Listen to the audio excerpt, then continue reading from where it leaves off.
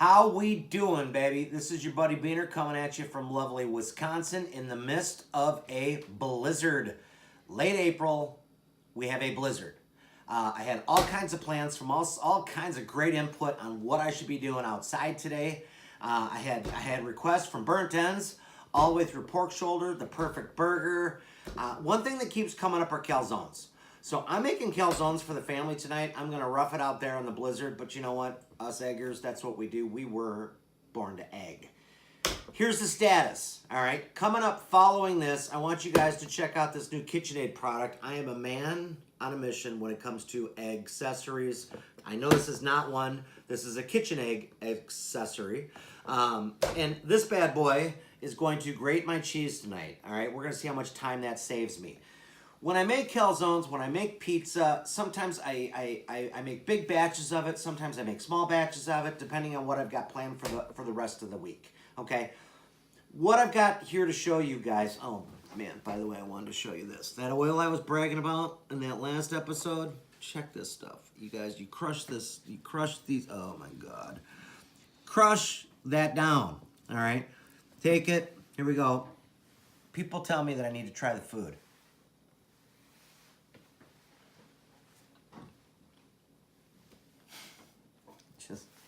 Just make it. Just trust me. Make that stuff. Watch the video that I shot last week regarding that in oil. It's unbelievable. I use it, by the way, for bread, as you can see, for dipping. In addition to, you know, lightly brushing it on a calzone or a pizza before I get this thing rocking.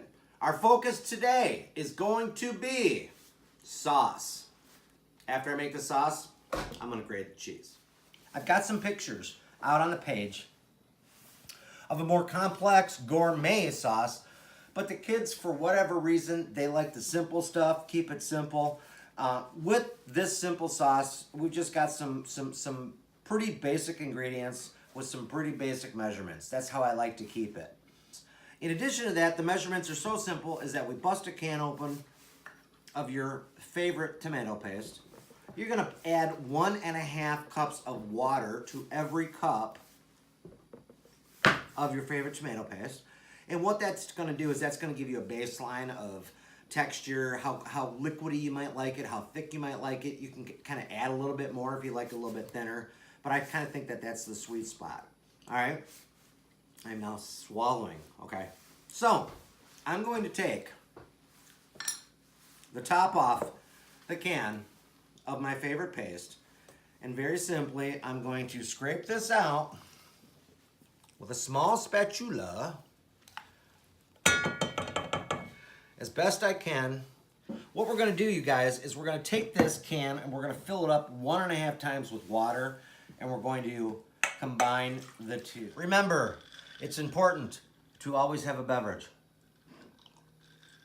Thank you. All right. So, very simple ingredients, very simple measurements. That's the best part. 1 can of your favorite tomato paste. 1.5 cans of your favorite tapped water that you combine with said tomato paste. All right. You're going to see I've got some measuring devices here. I've got a teaspoon, I've got a 1/2 teaspoon, and I've got a 1/4 teaspoon. And this is what you need to measure out that said ingredients. Okay. The biggest ingredient we're going to use is going to be parsley. And I use a dried parsley for, again, my organic, crazy, over-the-top gourmet stuff. What I do is I use fresh parsley, Italian parsley, from my favorite Italian market. I'm going to pop this thing open, and I've got my teaspoon here, and I'm going to dig out 1, as flush as I can, teaspoon. 1/2 teaspoon, okay? And I'm gonna go ahead, I'm gonna combine that, and with that parsley, I'm gonna have a 1/2 teaspoon of basil. Everybody likes basil. I'm gonna show you guys soon that, you know, what you can do with fresh basil as well. I think I showed you that last week in that oil that I'm still just thinking about because I can't, it's so delicious. Now, next thing we're gonna do, we're gonna kick in a 1/4 teaspoon of oregano, all right? Let's check this. We got some oregano. Now, our suggestion is going to be, My suggestions, did I just sound like Emerald? I think I did. My suggestion's going to be, now we go ahead and we take these, we put them over on the side so we know we've already combined those dry ingredients. You don't want to double up, which has been known to happen every now and again. You taste your sauce, you're like, oh my gosh, this is so salty. I can't tolerate it. Let's go ahead, let's take a look at this garlic salt, all right? I like garlic. I think you guys might have picked up on that if you've watched anything that we've been talking about over here at Born to Egg. And I'm gonna use a half teaspoon of garlic salt. Okay, again, I'm gonna put that to the side. I know I knocked that out. My next ingredient is going to be a 1/4 teaspoon of garlic powder. Again, let's throw that to the side. Oh, I've got an assistant here. The next ingredient here is going to be onion salt. I'm gonna go ahead, I'm gonna put a 1/2 teaspoon in this thing. Oh, look at that, I almost used 1 teaspoon. See, I was talking about how you can make mistakes. Okay, throw that to the side. Bang, bang, bang. The last thing we have here is onion powder. And I'm gonna use a 1/4 teaspoon of this ingredient, okay? Dig down deep, boom, boom. So you can see all this deliciousness that we've got cooking up here. I wanted to put it in here to kind of give you an idea on what the capacity would be. You can kind of eyeball this thing all in. You're dealing with probably a tablespoon and a half. And the last thing you're gonna do, you guys, you're gonna salt and pepper it to taste. And if you like a little bit of a kick, you're gonna go ahead and you're gonna throw a few red peppers in there. My family, they don't get too crazy over heat, so I add my red pepper flakes after the fact. Check it out, I take my dry, dump it in with the wet stuff here, scrape out the rest, get my whisk.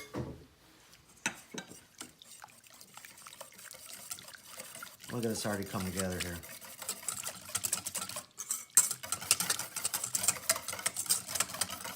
Look at that.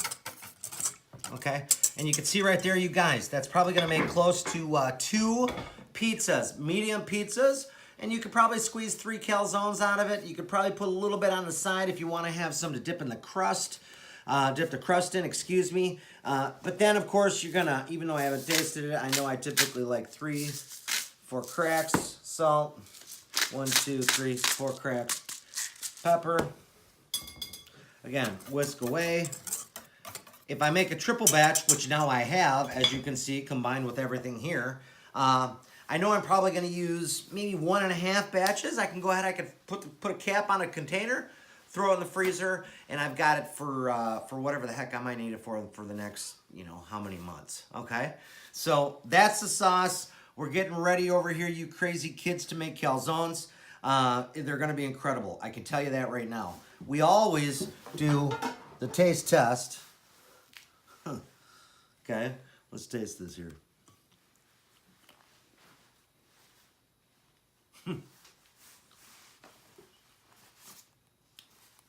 Make a pizza, make a calzone using this, you guys.